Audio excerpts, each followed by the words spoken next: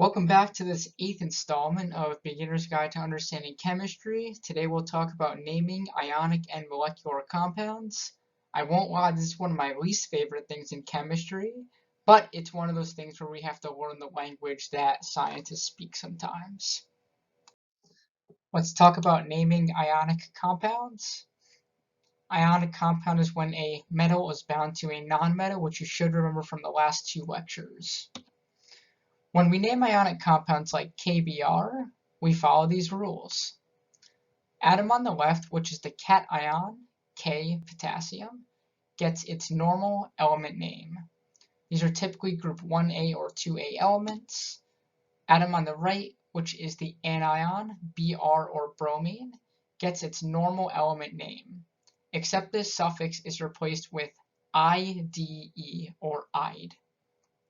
For example, if we have KBr, K, we would just call potassium. This is the cation, gets its normal element name. Br is bromine, but we said we replace the suffix end, which will be INE to IDE. So instead of bromine, we call this bromide. So the full name for this would be potassium bromide. This is always the case for group 1A and 2A metals, with group 7A nonmetals. If we have a group 1A or 2A metal with a group 6A nonmetal, it's slightly different. There's a very slight caveat to this. Oxygen becomes oxide and sulfur becomes sulfide. For example, if we have Li2O, we would name this lithium oxide because the first element that appears in the name is lithium, which is our metal. We keep that the same. We change oxygen to oxide, so lithium oxide. In the case where we have a group 1A or 2A metal with a group 5A nonmetal, the slight caveats are nitrogen becomes nitride and phosphorus becomes phosphide.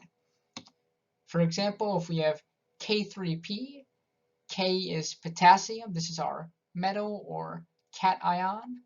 This stays the same, so we call that potassium. Phosphorus becomes phosphide, so when we drop that naming ends, we would call this potassium phosphide for its full name. And of course, being the keen believer in homework or practice problems, you guys should be able to name the following ionic compounds. And now let's talk about naming molecular compounds. You should hopefully remember that molecular compounds are compounds that arise when two nonmetals bind to each other. These can be polar covalent or nonpolar covalent bonds, and we call these molecular compounds. When we name molecular compounds like SO2 or CH4, we follow these rules. Atom to the left is given its regular name. If more than one atom to the left is present, we use the prefixes di for 2, tri for 3, tetra for 4, penta for 5, hexa for 6, and so on. We do not use the prefix mono for the atom on the left. Mono is the prefix that means 1. However, the atom on the right is given its regular name, except its last few letters are replaced with the suffix IDE, ide. When more than one atom to the right is present, we preface its IDE name with the prefix mono for 1, di for 2, tri for 3, tetra for 4, penta for 5, hexa for 6, and so on. Let's talk about some examples for naming molecular compounds. Example A is SO2.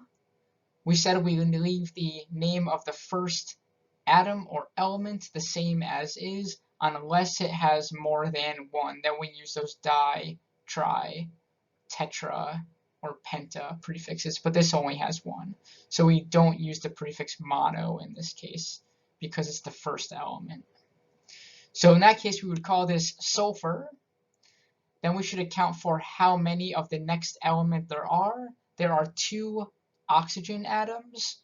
We would call that di as our prefix. And then what is the name of that element with the IDE ending? Oxide. We would call this sulfur dioxide. B, we have PCl3. We would do the same rules for this one. The first element is phosphorus, and there's only one of them, so we don't use any of those prefixes. For the chlorine, however, there are 3 of them. In that case, we'd use the prefix tri, and then chlorine would become chloride, phosphorus trichloride. Example C, we have Cl2O3. In this example, our first element has 2 of them, so we would use those prefixes to indicate there are 2 chlorines. So we would call this di, and then the element stays the same name, chlorine, so dichlorine. And then we look at the oxygens. How many do we have? We have 3 of them, tri, and then we add on the IDE ending to oxygen, so this becomes oxide, dichlorine trioxide. I've given some example problems below. I think the most fun, entertaining one is example F, which is H2O. This is commonly known as water, but look at the name when you name this using these rules. It is actually quite different and fun to think about.